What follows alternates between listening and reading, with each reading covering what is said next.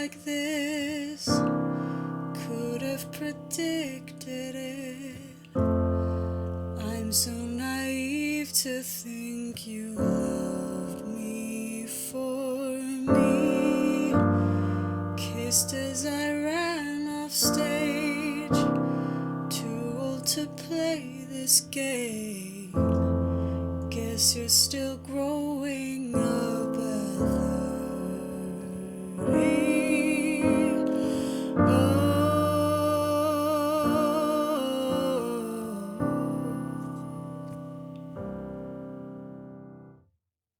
Okay, so today we're going to learn Laufey's song Goddess. So let's look at the chords first. We're going to go through the A section and the B section, which is really all there is, and really understand what the chords are. And then we're going to go through and talk about how she adapts the same chords to totally different patterns. So the first chord, well, first of all, we're in the key of F. So if you don't know your 2-5-1s, check out our video on 2-5-1s first of all. But basically what a 2-5-1 is, let's see, in the key of F, we have the 1 chord, 2 chord, 3 chord, 4 chord, 5 chord, etc. So it's a progression that goes from the 2 minor to the 5, back to the 1 chord. Triads, we have 2 minor, 5 major, 1 major. But since this is a jazz song, kind of, we're going to do the classic 2-5-1 progression, which is 2 minor 7. So G minor 7 has 1, flat 3, 5, and 7.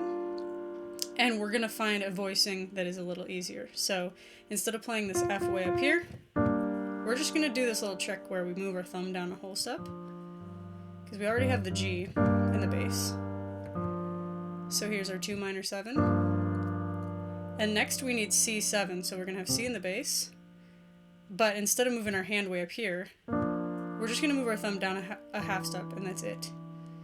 So really what we're playing in the right hand is the 3, we're skipping the 5, we've got the flat 7, and we've got the 9.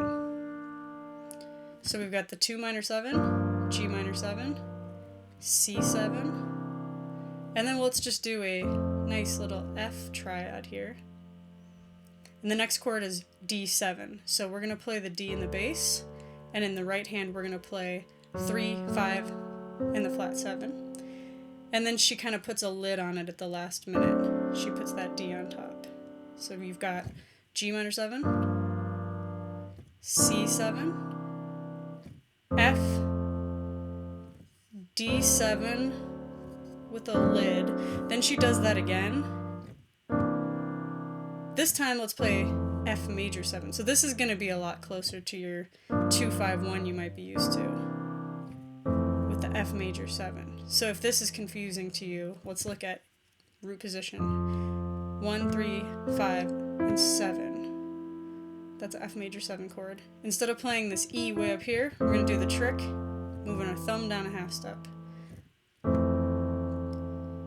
And then we have another D7, except for this time when she puts a lid on it, instead of doing the root, she's going to do a flat 9, which matches the melody that she's singing. So the first 4 chords, F triad here, D7, G minor 7, C7, F major 7 this time, D7, add the flat 9, and then she does an extra 2-5 here.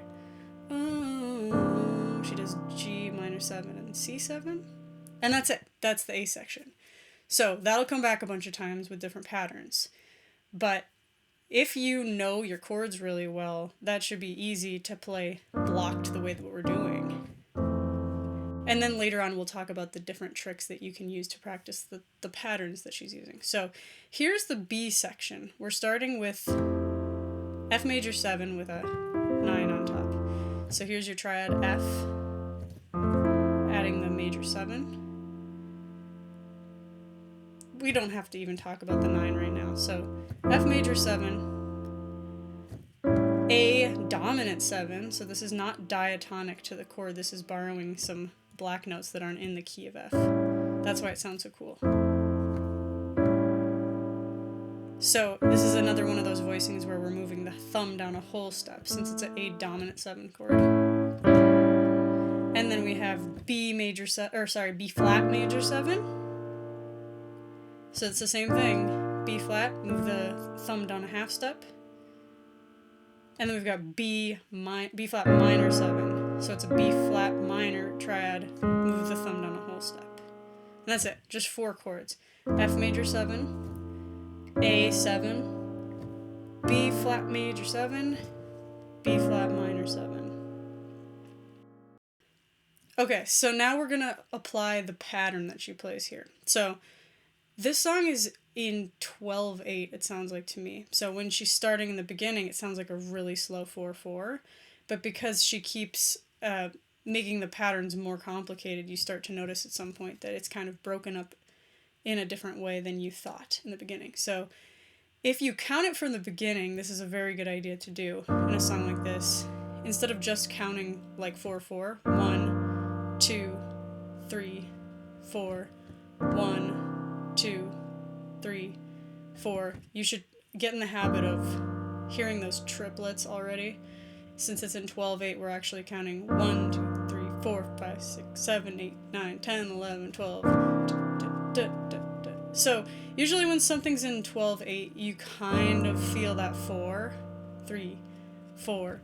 But if you subdivide in your mind, once you get to the point where you're doing those eighth notes, you're not going to have a train wreck here. So going from the last 2 measures of the A section, we have 2, 3, 4, 1, 2, 3, 4, 5, 6, 7, 8, 9, 10, 11, 12.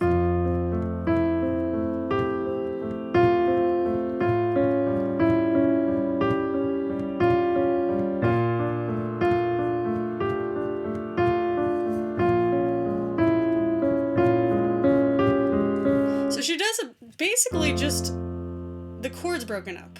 It sounds a lot fancier than it really is. It's just, I mean, when you think about the F major triad in first inversion, technically you can just play it like that.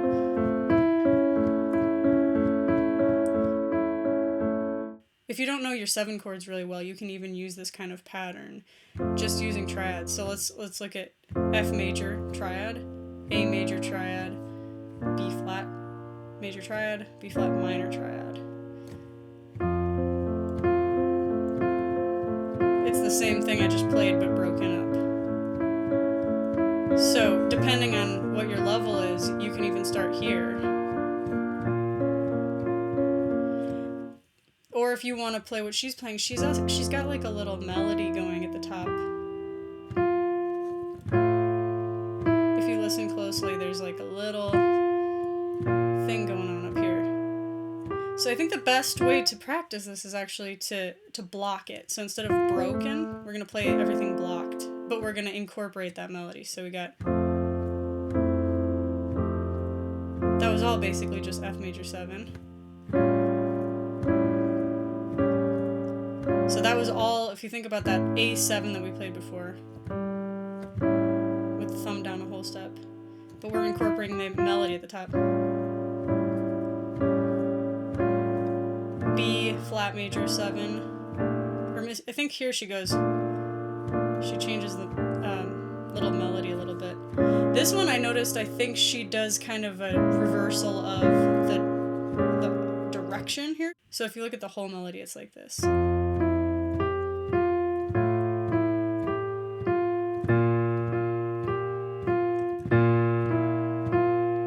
It really doesn't matter that much. As long as you're not playing any notes that don't work with the chord, it doesn't really matter. You can mix it up and do anything you want. So I would recommend just finding a pattern that makes it really easy for you to accompany yourself. So if you can sing and play the pattern at the same time, and it works and there are no notes that are outside the chord, it's gonna be beautiful. So let's look at this one more time. It's F major 7, A7, B major 7,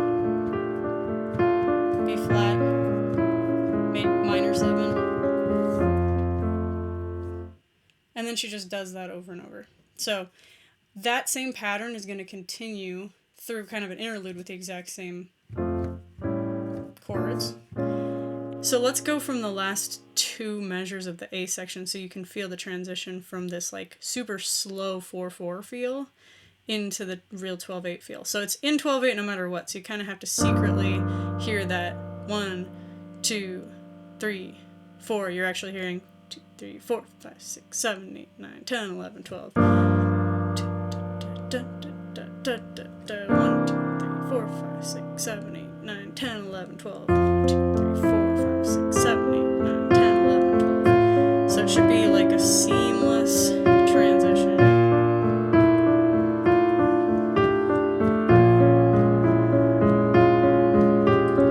So then when you're going from that section, I guess you're coming from this chord, you're going into the interlude that's in double time feel. So you're going to be doing basically the same thing. She flips it over, so instead of doing, you're actually doing, but she's actually using the same melody on top as she was from before. It's just double time. And so every chord she's playing twice instead of once. So instead of going, she's doing, so it's the same as before, but double time.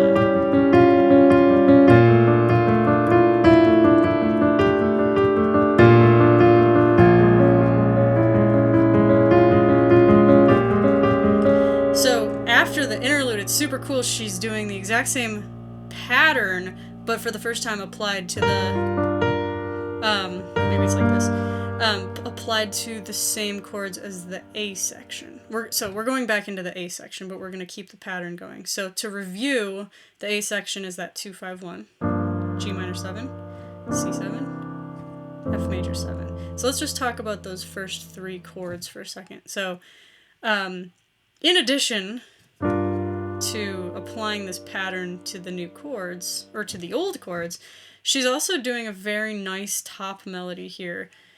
So I'm just going to play the bass and the top melody. So she's doing,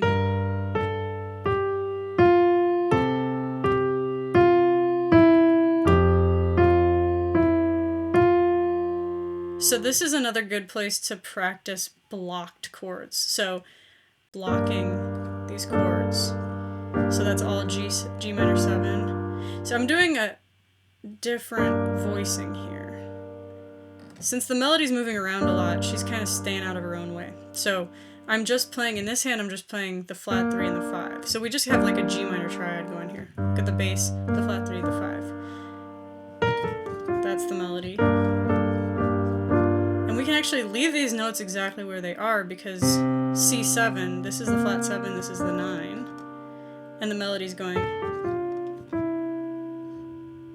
So you can go.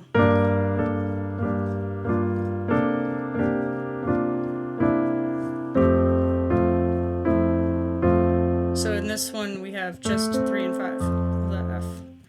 One more time.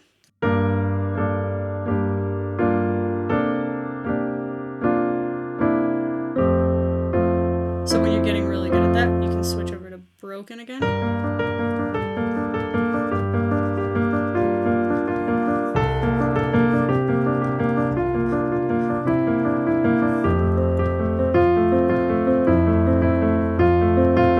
And then here she's got that D7, but she's doing something very nice. She's doubling the melody that she's singing. So what's the words there? To see and then it's the same pattern again. So basically she's doing the A section with that pattern, then she goes back to the B section with that same pattern again, which you already know because that's was the last pattern the B section had before. And then she does kind of like just rock. She's doing kind of like a rock feel when the B section comes back after that. And then you can just kind of have fun. And, you know, you can just do whatever you feel there. And then she does the interlude and another B section in that style again. So in that B section, you can kind of do like, you took me for a fool, you stole my youth, you wanted this so much, you. Interesting thing about the B section here is that she adds an extra measure of B flat minor 6 at the end when she says the name of the song.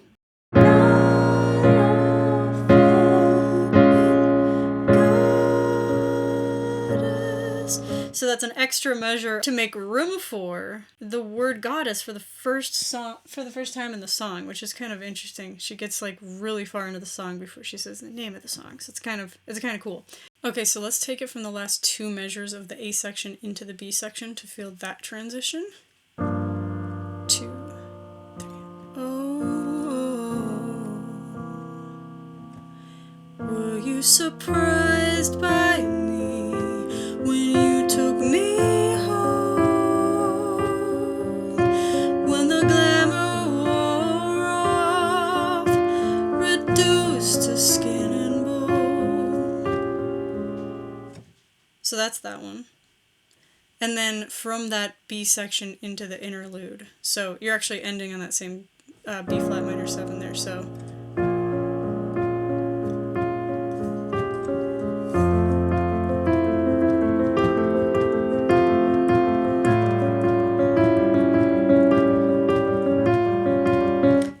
practice with a metronome for sure. So I think that's all of the hardest parts of this song. If you can't seem to sing at the same time as doing these crazy patterns, there are so many ways to kind of fake it. So if you want to kind of get the feel of that, just do a couple of them.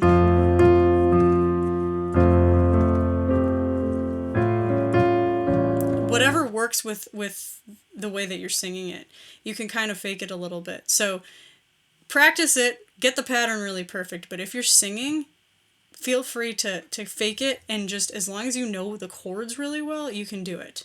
And you can kind of progress with whatever your level is. You can get better and better at this and start taking more risks rhythmically. So that is Goddess. Make sure to like and subscribe because we're going to be putting out a lot of songs in the next couple of months. And that means free sheet music. And the lead sheet is in the description, so make sure to download that so you can really learn this song well. Thank you for watching.